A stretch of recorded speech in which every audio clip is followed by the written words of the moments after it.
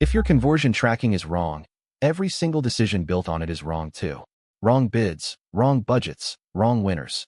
I audit ad accounts every day, and broken tracking is the #1 problem I find. So here's how to set up conversion tracking that doesn't lie.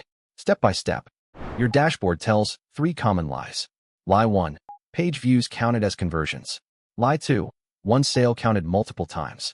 And lie 3. Conversions with no value attached, so a cheap lead looks identical to a big sale. Fix number 1. Open goals, then conversions, and look at the primary column. Only real business outcomes belong there. Purchases, lead forms, hook calls, page views, and button clicks go to secondary, where they inform you, but never train the bidding. Fix number 2. Duplicates. Test your own site with Google Tag Assistant. Click your own button, submit a test form. If the conversion tag fires twice, you found your ROAS inflation. The permanent cure is a transaction ID on every purchase, so the same sale can never count twice. Fix number 3. Values. Give every conversion a real number. Sales past their actual revenue. And for leads, use an estimate.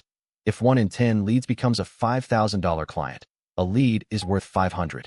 Now smart bidding finally knows what to chase. Last step, verify.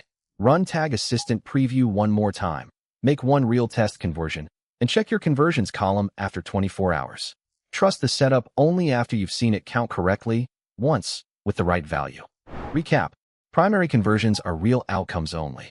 Fire once, with a transaction ID. Put real values on everything. And verify before you trust it.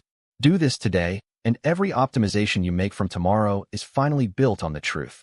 If this helped, subscribe. New marketing tip every day, deep dives every week. And if you want us to audit your tracking setup, the link is in the description. See you tomorrow.